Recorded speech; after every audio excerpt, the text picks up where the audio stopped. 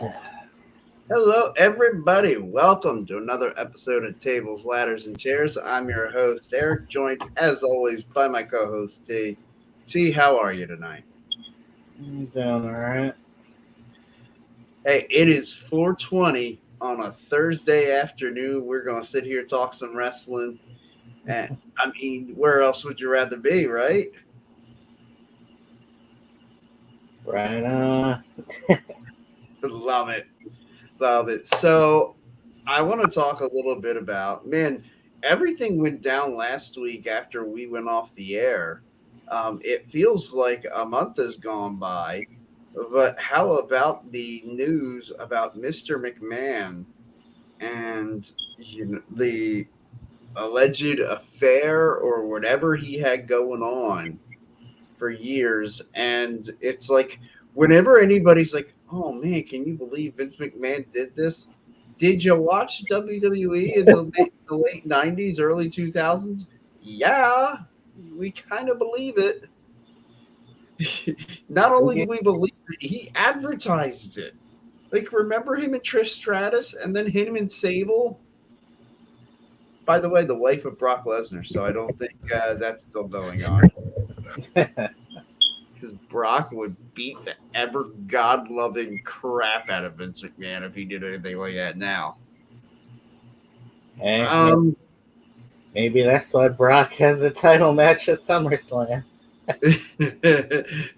Please don't hurt me. We'll give you a title. That actually would make a lot of sense. That would make so much sense. That's why Brock gets all the breaks. That's why Vince has just done nothing but book Brock Lesnar in like to be unbelievable because he's making it up to Brock Lesnar for what went on. In all seriousness, this is a pretty big deal, and like Vince McMahon stepping away from his CEO role and Stephanie McMahon stepping into it. Uh, do you think this makes a difference in what we see in the product? Do we see Mr. McMahon continue to come out and make weird proclamations like he's been doing? I don't know if there'll be much of a change, but Vince has some grapefruits for showing up on SmackDown or Raw with all this going on. I really thought we were going to see a real promo from him where he was going to kind of address it.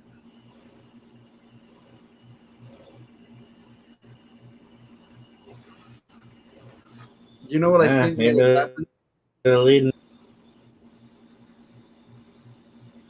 Who Sorry. knows?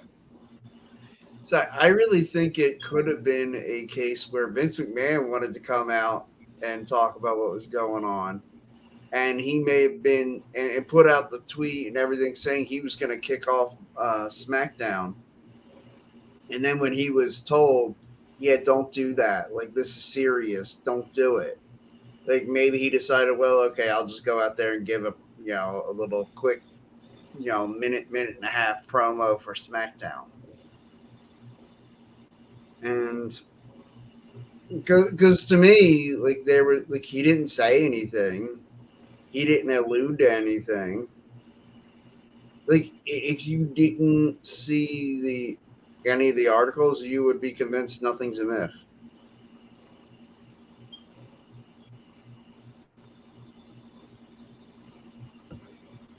But I mean, you see what I see, right? With now Stephanie's in charge.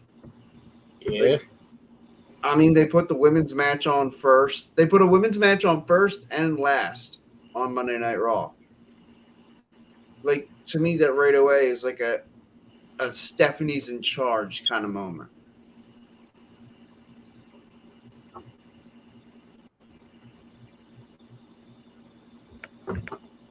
You're kind of dumbfounded, huh? um, Stephanie's not any better or worse than Vince. Well, I think in her But defense, we haven't really seen what she'll be. but it's only been like a week, right? Yeah. But I do think the whole putting a women's match on first on Monday Night Raw, then having a women's match to close the show, I feel like was a statement from Stephanie, like, "Hey, look, I'm here and I'm serious."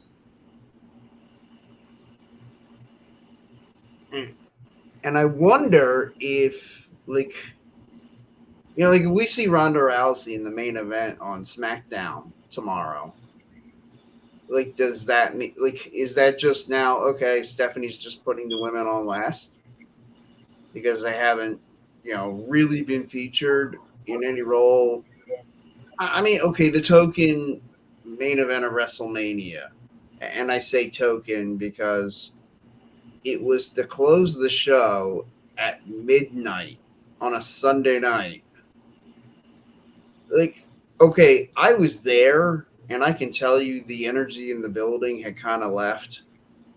Like, we were gassed from all night of being there, and look, it was a fantastic show. I loved every second of it. Nowhere else I'd have rather been. But we were kind of gassed. The whole crowd, like, it was pretty exhausted. We'd seen Seth Rollins win the Universal title in the first 10 minutes of the show.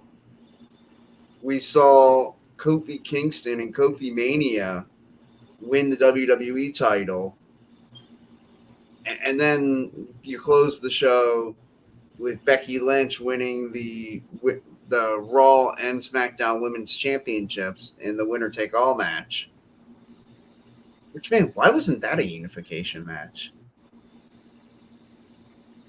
Oh yeah.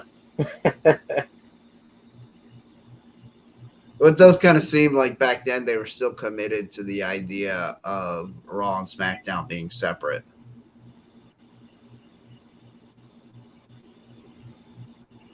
Look, to me now, your roster's just, again, call this my weekly rant.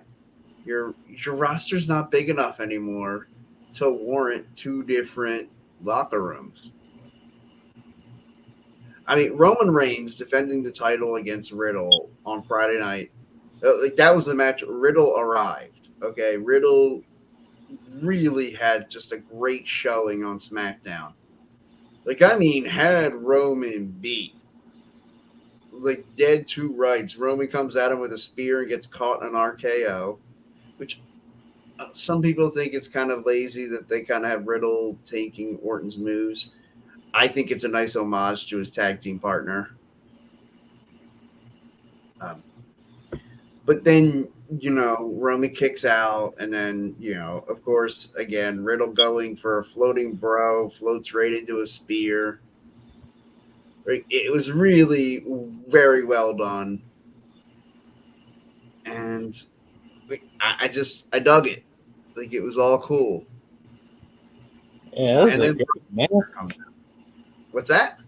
That was a great match. I just wish they would have saved it for pay per view though. But Yeah.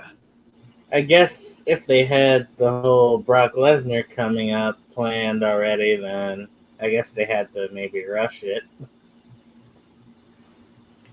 Yeah. I mean, I could see that. But you could have had Brock Lesnar come out at the end of the Money in the Bank match. Yeah. Of course, I do also think that their thought might be they want to close the show with the Money in the Bank ladder match, and, like, maybe Brock had said he wasn't going to come out if he wasn't closing the show, and so they said, okay, well, we'll have you close SmackDown, still close Money in the Bank with the Money in the Bank ladder match. That way, you don't have to put Roman and Riddle on last at Money in the Bank.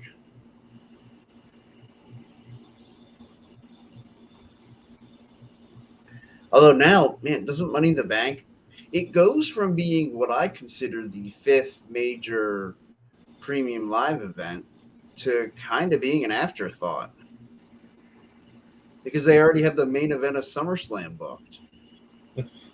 Roman Reigns, Brock Lesnar for the WWE Undisputed Universal title.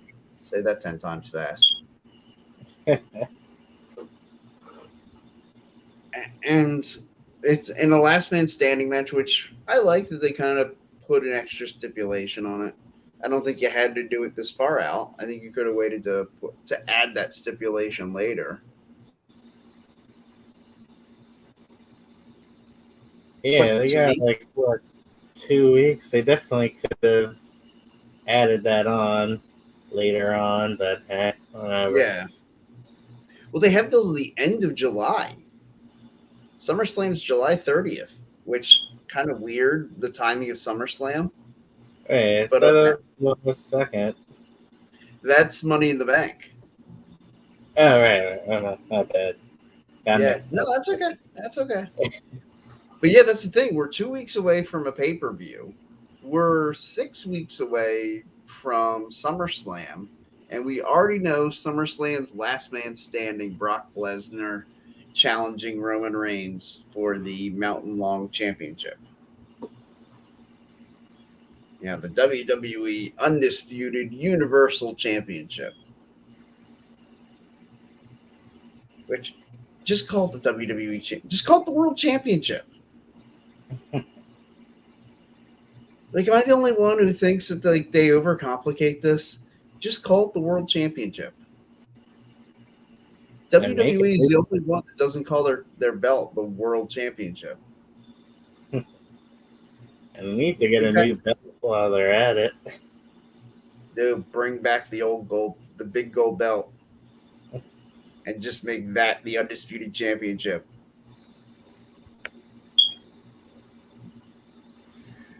Just if Roman Reigns started walking out wearing the big gold belt instead of his, having one belt around his waist and one belt held by Paul Heyman, that would be so freaking cool. Do you have to get that? Nah, Sorry, we're not doing anything big here. I'll only answer this, man. That's good. Okay, so I think I'm with you on nothing really changing with WWE now with Stephanie in charge. Now, I do think there's a good chance Triple H now being in charge of NXT again, he is going to make that brand kick ass again. Because that brand, man, oh man, it's kind of not been so good recently. I mean, they got good things, but just not done well enough. Like the whole toxic attraction thing, or your Braun Breaker, or whatever. Those are good ideas, but Mm-hmm. we should be having more, I don't know, better feuds. Well, I feel like they're just trying to do like it's trying to be Raw or SmackDown light, like as opposed to really being its own entity, where like they're showing you the way that WWE was supposed to be, the way it used to be, with the drawing out stories and making things last. And when they were only doing one premium live a quarter, like it really, man, like those premium live events, those were must see. Now you've got In Your House, you've got Great American Bash, which, look, dress it up any way you want. It's just NXT television. Like, you're not doing anything special for it. Like, okay, you can put a nice little banner, a nice little entryway. Woohoo. Whatever, man. You're not doing anything special for it. It's on the same night, same time slot. Everything's the same, except this is the Great American Bash. No, it's not. It's just not. And you know why I say it's not? Because you'd know it if it was. If it was, you'd know. It would just be it's the Great American Bash. It's on Sunday night at 7 o'clock. It's a 3 hour special. And that's the Great American Bash. Putting it on 8 o'clock on a Tuesday, same time slot as NXT. It's just NXT.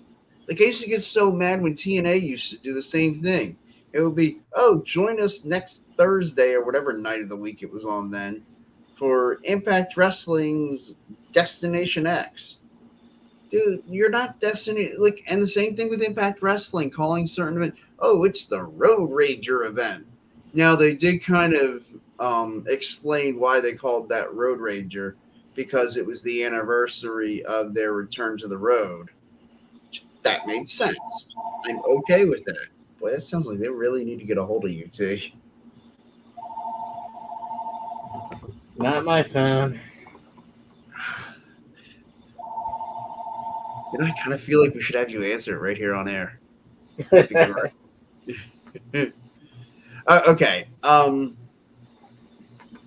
But yeah, I never liked that when they did that. Like I thought, like, and their whole build up for Bound for Glory the one year, gosh, what was it, 2016 or 17, where there was no build up, and it was like, oh, Bound or not, yeah, Bound for Glory is in October, and I remember like, it was like June, and I'm like, okay, well, whatever. Like, you don't have to do anything to build it up. And then all of a sudden, it was like the week before the pay per view. I'm like, oh crap, they haven't done anything to build that up. Again, I kind of felt like they had the same reaction. Like, ah, shit, we haven't. Oh, that's due tomorrow. Damn it. But it was a summer of such turmoil and flux that, like, really, they had no chance to get any momentum together and to put together, stories for their pay per view. And I wonder if, like, because WWE is going through a lot of flux right now as well, like with whatever's going on with Vince McMahon and whatever that means for the rest of the company. And I'm sure a lot of guys are running around there wondering, who the hell are we even reporting to? Okay, Vince McMahon's in charge, but not really. Stephanie's the boss, but she was just leaving like 2 weeks ago. But now she's the CEO.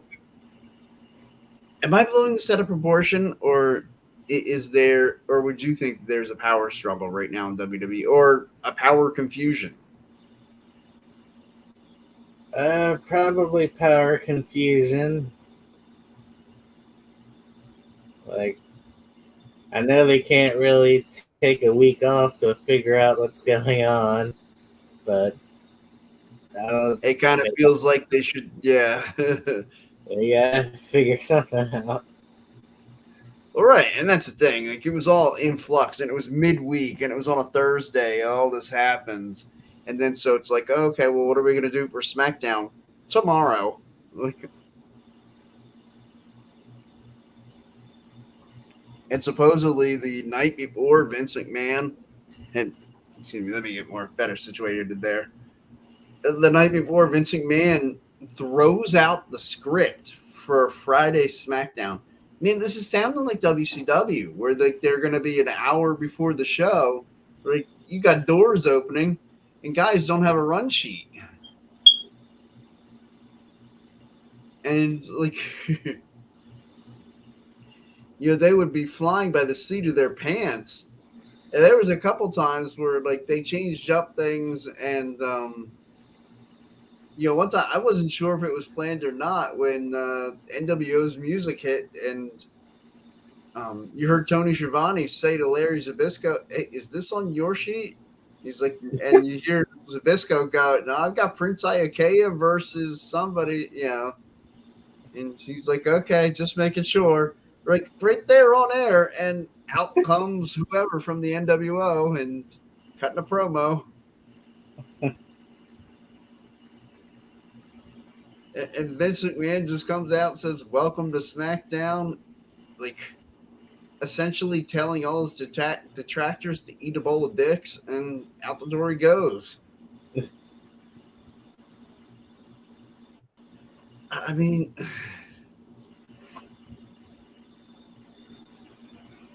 Well, I guess he's confident he'll win this thing.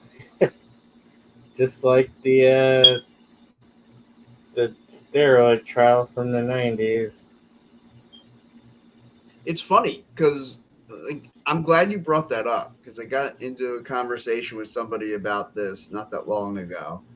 And I said, like, that whole thing, like, if you're a fan of WWE, which I was at the time, I was watching, and like, I remember not really being aware of what was going on until all of a sudden I heard something at the end. Oh, yeah, Vince McMahon got cleared of all charges. I'm like, oh, well, that's cool. What was he charged with?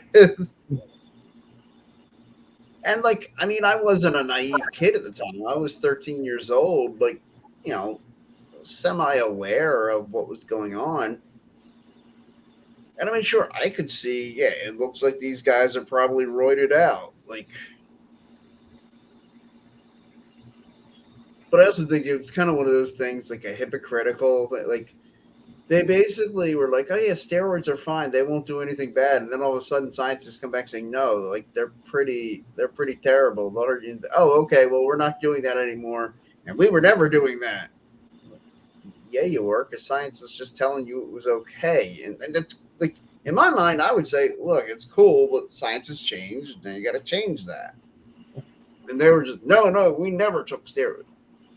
Yeah, yes, you did. It's okay, bro. Like, it's all right. Like, don't do it anymore, but like, it's okay. Yes, you did.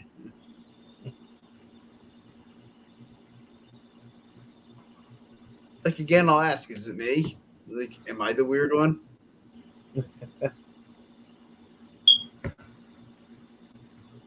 Mm, this whole thing is just weird. And I see, guys, you broke T. You see that? See what you did to T? You broke T. It's just a weird situation in weird times. Yeah. Maybe we live in interesting times, T. Maybe we live in interesting times. It's funny, like, growing up, such a huge WWE fan. Like, hell, for the longest time, I didn't even know Vince McMahon owned it. Like, until like 1996 or 97. Like, I remember watching an old episode of Monday Night Raw from like 1996. Like, and I'm talking like February or March 1996. And Sunny was out on commentary. It was probably April or May because it was when she was with the Smoking Guns. And I think the Body Donnas were facing like Techno Team 2000 or something. And Sunny says something, and Vince McMahon's like, oh, let's get back to the action in the ring. She's like, what do you think you are, the boss or something? And I remember thinking, I'm like, what the hell is she talking about? Like, but it was a wisecrack. Like, yeah, you're the boss, but like, and she was making a wisecrack about that. Because at the time, it wasn't well known that Vince McMahon's the boss of everything. It wasn't until 97 when Vince screwed Brett.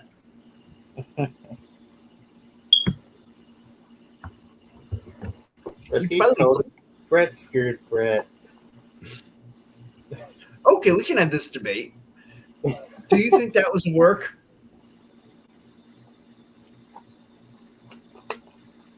To this day, I still don't know. I don't think it's a work. I think that was a shoot. Just because of the anger that Brett had for so long.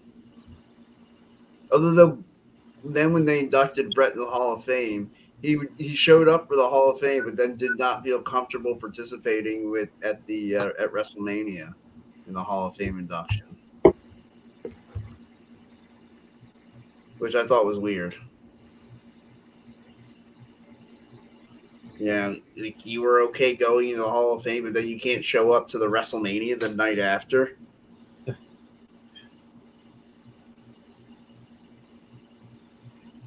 It's more of those backstage politics that we'll never get to know. I'll ask another question. Why is Bret Hart so mad now? What's he mad at now? Well, I mean, he always just seems like he's mad about something. Like talking about guys being like shitty in the ring. Still goes on about Goldberg and the kick to the head, which, yeah, that sucks. He did tell Goldberg, don't kick him in the head, don't hurt him. And, like, I know Goldberg didn't mean to hurt him.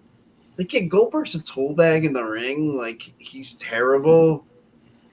But, like, Goldberg wasn't trying to hurt you, bro. Like, just because, okay, Bret Hart never injured another wrestler the entire time in his 7,000 matches that he was in.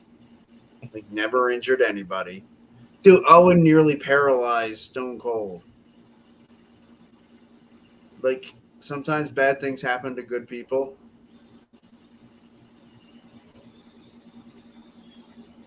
Like, I don't know. Like, He's just a bitter old man now. I guess. well, I mean, think about it. Like, how cool would it be for him to sit around and have a reunion of, like, the Hart Foundation? But they're all gone. Every last one of them. Mm, that sucks. Yeah. And so's Mr. Perfect. So's the British Bull. Well, yeah, the British Bulldog covered in the with the whole Hart Foundation being gone. But Mr. Perfect, Rick Rude, two guys that he was really close with. You know, like in real life, and like he didn't have many friends left. You know, the wife he was with at the time, the mother of his children, she left him. And I mean, he's got now a younger wife now. You know, good on you, Brett. Like, but it's got to kind of be lonely, wouldn't you think, for Brett? Maybe that's why he's so angry. Well, since you say it out loud, yeah, that sounds a good reason to be See, we angry. got there together, everybody.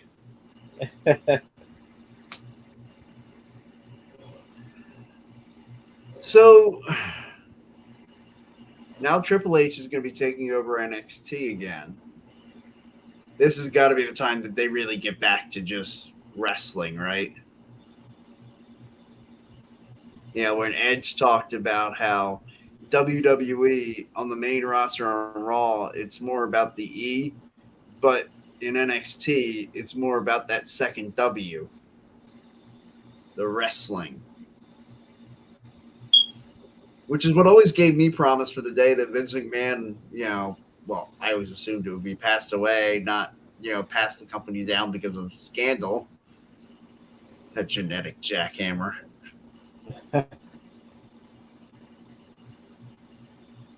Yeah, he always referred to this, you know, nads the size of grapefruits. So, I mean, oh, want to play a fun game of guessing who the female is that he has to pay off? Sure. Okay, so you want to take a guess, or do you want me to guess first? Uh, I don't know who it could really be. I guess you guess first. All right, I will guess. And again, guys, like I have no evidence at all about this, so please don't at this female telling her that I am saying that she did something inappropriate with Mr. McMahon because I have no idea. None whatsoever. So I just want to put that disclaimer out there. Like this is all just a riff here, and I have no. There's nothing truthful. That I have no evidence of any kind, and I could be way off base with this. I'll say Terry Runnels, but I'll give you my reasoning for it. Okay, so this has supposedly been going on for a number of years now. She left WWE. Gosh, what was it? 2002 or three? Was it after the plane ride from hell? I know. Well, yeah, I know it was after the plane ride from hell because that's where Dustin supposedly proclaimed his undying love for his ex-wife, and they were very much divorced at the time. And considering, then as a favor, hires on Dusty. Now, Dusty did great work, and maybe it's all just because Dusty was Dusty. But then, brings in Cody, who had never wrestled a day in his life.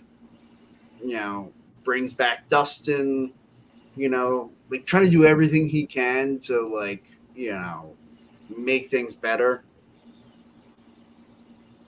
Then Cody leaves, and Dustin leaves. Maybe there's some residual, and somehow stuff comes back. Now that Cody's back,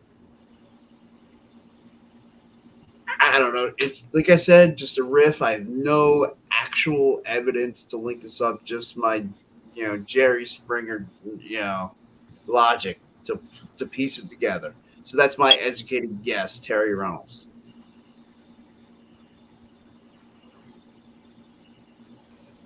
Uh, Or something now, and still freaking legitimately hot as hell.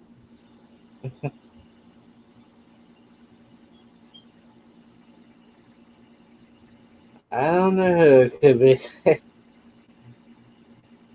But whoever it is probably isn't really associated with WWE anymore. You don't think an on-air talent like from the past, or do you think it could it have just been like a backstage worker or something? That's kind of what it feels like. Like maybe Yeah, some assistant or something, or one of the. you're probably right. I just wanted to go with something more outlandish.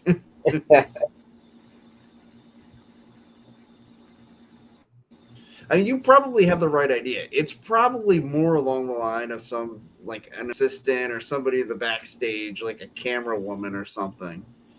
Like not like one of the on-air talents that they have parading around there.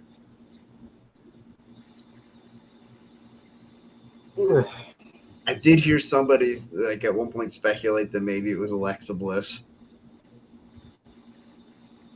but I doubt it. I mean, it's a good choice in woman. Right, right. Well, and also considering she got released and then all of a sudden she was back, it was like, hey, just kidding. We're not really releasing Alexa Bliss.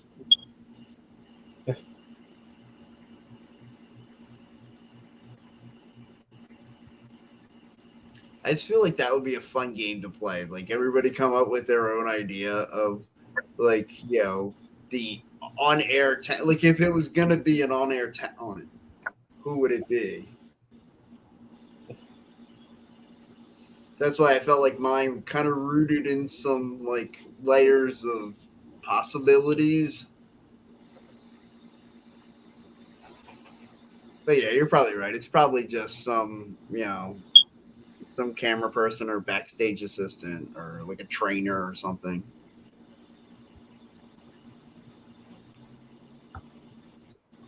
I mean, nothing Well, I fun. hope it was worth it, Vince.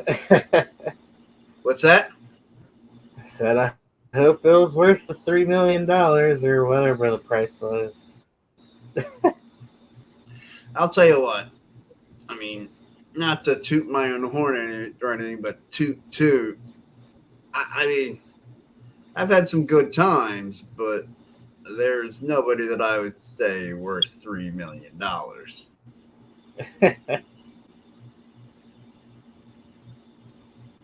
Yeah. And to everybody out there, well, here, what about your wife? I stand by my statement. No, I'm kidding. I love my wife.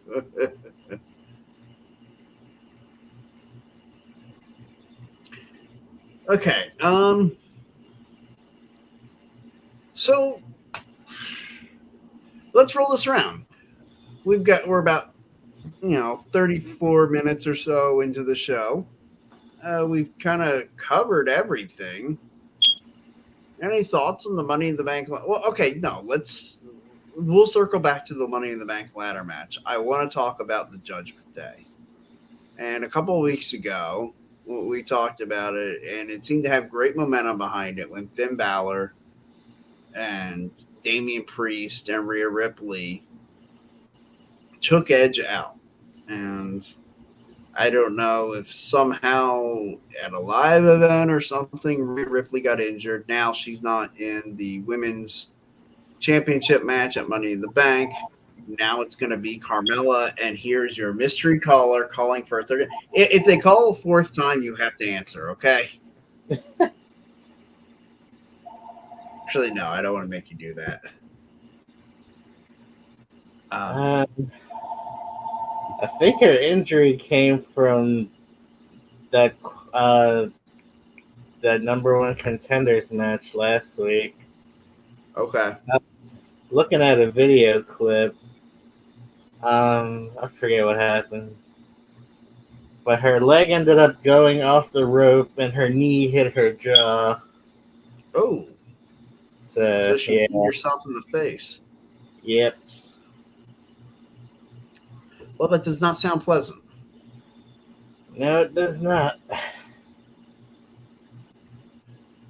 So we get Carmella now getting a shot at Bianca Belair. Now I know Carmella had about a bazillion SmackDown Women's title matches against Bianca a year ago, including almost getting the match at SummerSlam, if not for Becky Lynch interrupting it and changing it. Do you, which, I mean, Becky Lynch lost her Money in the Bank qualifier in the main event to Asuka, and now Asuka's in the Women's Money in the Bank ladder match. I mean, could we get kind of a run in and Carmella get taken out and Becky Lynch go into the match? Uh, I mean, maybe wouldn't really make sense, but sure. This is WWE here. Yeah, I was going to say, making sense is not necessarily mandatory. And I mean, it would kind of be just Becky's off her rocker. Maybe you just Bianca Belair gets introduced first. She comes out to the ring, and everyone's like, "Oh, okay, get ready for this Raw Women's Title match." And then they introduce Carmella, but Carmella doesn't come out when her music plays. And then everyone's like, "Whoa, where's Carmella?" And you just cut to the back. Carmella's knocked out. And everybody just assumes it's probably Becky Lynch, but Becky's just like, "What? No, I had nothing to do with it. I had nothing to do with it at all. I'm over in the corner doing nothing, with my thick Irish accent and But then, hey, can I go get the championship match since you got your champion in the ring?" And so Becky Lynch comes out, gets the Raw Women's Title match. They're going back and forth. You have Asuka come out and intervene and cost Becky the match. Although to me at this point, I want Becky versus Asuka at SummerSlam, and I want it it doesn't have to be for a championship. It can just be they're going one-on-one at SummerSlam, and that's a big enough deal. Becky Lynch is big time Bex. Asuka won the first ever Women's Royal Rumble. Can we make that mean something? It was undefeated for 100 million years, give or take. I'm sure that's the direction they're probably gonna go. Right. Can we just get Becky Lynch versus Asuka one-on-one at SummerSlam, maybe in an I Quit match, or do something special with the two of them, but have it be just one-on-one, no championships, just a grudge match. And I feel like that would, to me, that says a lot about the state of women's wrestling. Because, I mean, how many matches are we going to have at SummerSlam that are just, two guys, hey, I don't like you, you don't like me, let's fight. It's just one of those examples. Like I'm sure we'd have Seth Cody 5 at SummerSlam if Cody was cured or healed, excuse me. Probably would. Because we'd have to have Seth and Cody 4 at Money in the Bank, and then Seth and Cody 5 at SummerSlam. Seth and Cody just all year long go at it every pay-per-view. Let's go. What are we gonna do for the headline this show? I don't know.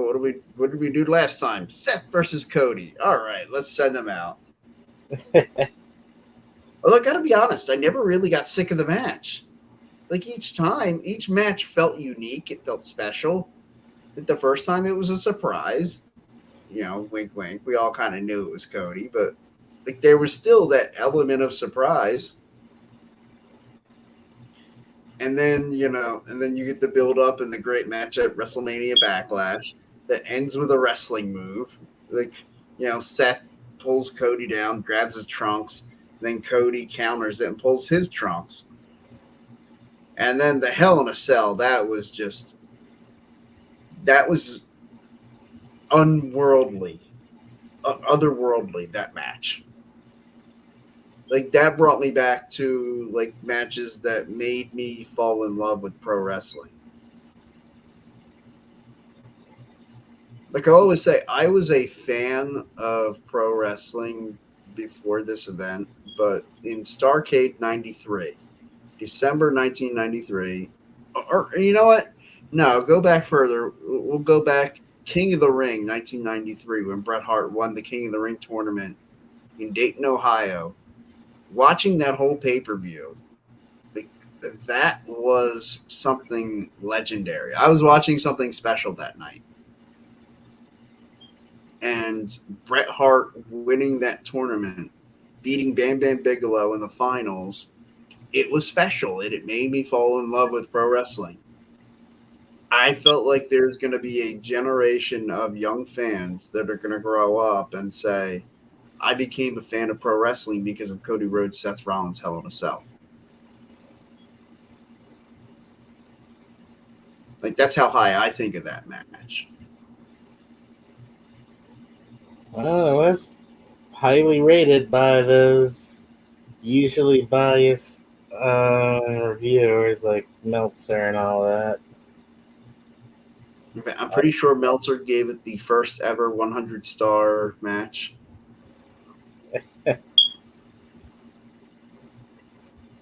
It's like the first 5-star match from WWE in a long time, according to Meltzer. Of course, because it was Cody, an AEW guy. Dave Meltzer is such a mark for AEW. Like, I like AEW.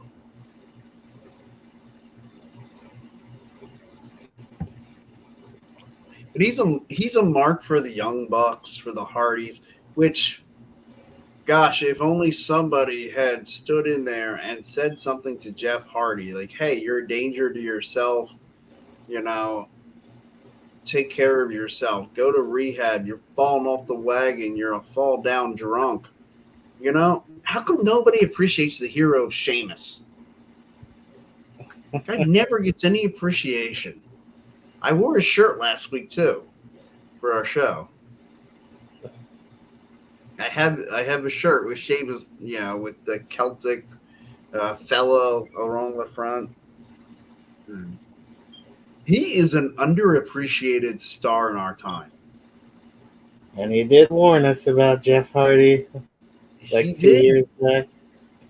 He did. Nobody wanted to listen to him. Nobody wanted to listen to the hero that is Sheamus. Now, somehow I hope this gets to him. Sheamus, thank you, sir.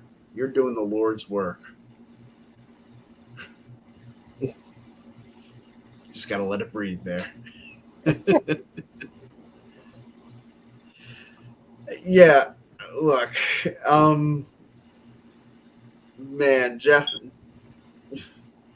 or let's focus on the positive. Let's focus on the great work of Sheamus here, because I bring this up to say his what is it, Irish Fight Club group that he's got. Basically, the kiddie version of the Blackpool Combat Club from AEW, which is Bryan Danielson, John Moxley, and Wheeler Yuta. The three, Sheamus, Ridge Holland, and Pete Dunne. His name's not Butch, damn it. Although, I think I told you last week, I actually don't mind Butch because they actually acknowledge that, yeah, you knew him by another name because we call him by his nickname, Butch. And that kind of makes sense because you're not saying his name's not Pete Dunne anymore. It's just they call him Butch. So if somebody else were to call him Pete Dunne, who's not like, a friend of his on the show, like that could kind of make sense. Like Xavier Woods. If Xavier Woods started calling Butch Pete Dunne, like that would make sense. You still said his name's Pete Dunne, but we just like his friends call him Butch. Xavier Woods is not his friend, so Xavier Woods can call him Butch, right? That would be great if Or he Woods started wouldn't call him doing. Butch. Yeah, he would call him Pete Dunne. Or Kofi Kingston could do that too. Which, am I the only one who wants to say, please get them away from Sheamus and Ridge Holland and Pete Dunne? Please. I've seen enough of the New Day and all their variations facing you know, the Bruiserweight Battle Club or whatever the hell they're called. What is their name? Do you remember? I forget. They should have just called them the Lads, though. Right. Or the Brogues, or I don't know. Of course, I always had this idea when they were coming up, Sheamus and Drew McIntyre. I thought, man, make them a tag team. Call them the Celtic Warriors. You know, what was there? Something in pints, like I don't know. kicking ass and drinking pints. I don't know. Like, I'm sticking with my name with the Lads. Or the Euro Lads. yeah, it's something like that. Which, okay, like, am I the only one who is thinking that Carnage at the Castle, Drew McIntyre has to beat Roman Reigns for the WWE Undisputed Universal Championship? Or Brock Lesnar. Sure. I mean, Drew McIntyre versus Brock Lesnar, that would be a good matchup again. Would love to finally get that in front of a crowd. I mean, has he come out and already issued his challenge for Carnage at the Castle? I think so. I mean, he did, but he didn't really win anything. But then again, that doesn't matter. Yeah. He got the main event the opening match at WrestleMania 37 by just saying, "Hey, I want my rematch for the WWE Championship." And he fought Bobby Lashley, and I thought for sure he was winning the title that night from Lashley. Like I was completely ready for Drew McIntyre, his third championship reign, getting his WrestleMania redo. But maybe his big moment now will be in London. Well, in England, I guess. Is it at the O2 Arena or is it at Wembley Stadium or wherever the hell it's going to be? Cardiff, wherever that is. Oh, okay. Not up on my European geography. I think it was the same place they did that NXT UK special. Okay, well, I mean, are they going to have it all in that? Like, I don't know. man, it feels like they should have it outdoors or something, or like, in some big like soccer, pitch. Well, I'm sure they'll have something big. And I'm sure they'll include some NXT UK in some capacity. Yeah, maybe they'll have like Pete Devlin or somebody like that interfere in one of the matches. And then they'll fly home with the rest of the E and be part of Raw or SmackDown or whatever. Yeah, there you go. We got it planned. Or maybe Ilya Dragunov will get involved in one of the matches. Yes, that crazy Russian guy. Oh boy, that'll be politically correct. Can't possibly see how that could go wrong. Yeah. Oh boy. Oh boy. Oh, last I remember, he was a face. So I don't know.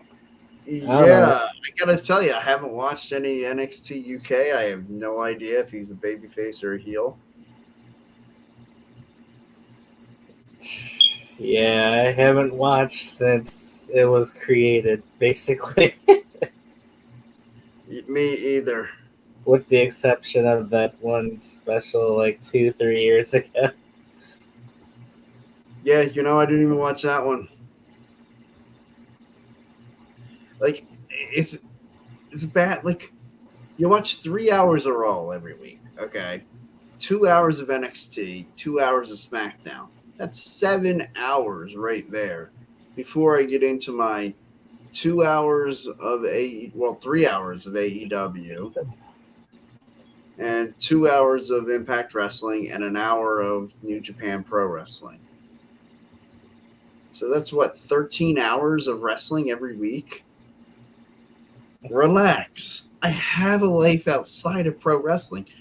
I'm also kind of a football fan. I don't know if anybody knows that about me. I like the football. I like football. Well, not football, not soccer. I like football, like NFL style. Which, by the way, Eagles are going to be great this year. I know you don't care. I know you're not into it, T. But and by the way, week one this year is my 500th straight Eagles game that I will have watched. Yes. 500.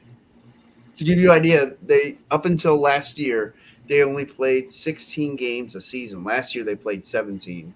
They'll play 17 again this year going forward. But so that is since 1992. I've not missed a single game. Yeah. So yeah, Hit them up on the Twitter machine. They might send you something. I know, right? I need to do something to try to make this huge. Like, because Mike is a huge like math wizard, and so I explained to him. I said, "Yeah, I haven't missed a game since X week in 1992." And he's like, "Wow." He's like, so he was doing the math in his head. He's figuring out like, okay, this is how many regular season games. Then we went through each season and did the playoffs, and he's like, "Yeah, you realize you're sitting on 499 right now."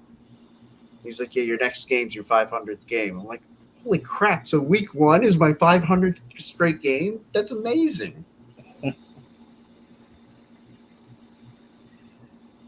But yeah, I say all that to say, you gotta give me more like, WWE 3 hours of Raw, 2 hours of SmackDown, 2 hours of NXT, 2 hours of or 3 hours of AEW if you include Dynamite and Rampage, and then you know Impact Wrestling, New Japan Pro Wrestling.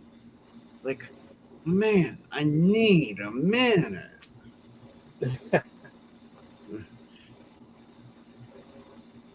It's a lot of wrestling to watch. I'm only one person, you know.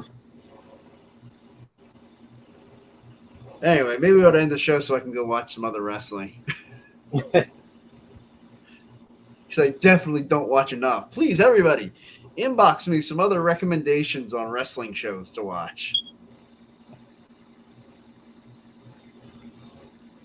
Which I keep trying to find New Japan World, because supposedly that is some website that you can go on or I thought it was an app. So I looked for it on my Google apps. Didn't show up. So I am again out of the loop on New Japan Pro Wrestling. I only watch it once a week on Access TV, and it's usually about like 4 or 5 weeks old when I see it. You know, that's that's just what I do now. All right. Um, you know, gosh, we kind of run over talking about a lot of stuff. Haven't really had time to do the homework assignments. And I'll be honest, maybe we'll revisit it in a couple of weeks. I feel like the last few times we've done it, we've each kind of forgotten about what our assignments were. So we'll revisit the homework assignments in a few weeks. But as for tonight, I think we're just gonna let it go without any homework. That sound good to you? I wish my middle school self could hear that. That's awesome. That is awesome. All right.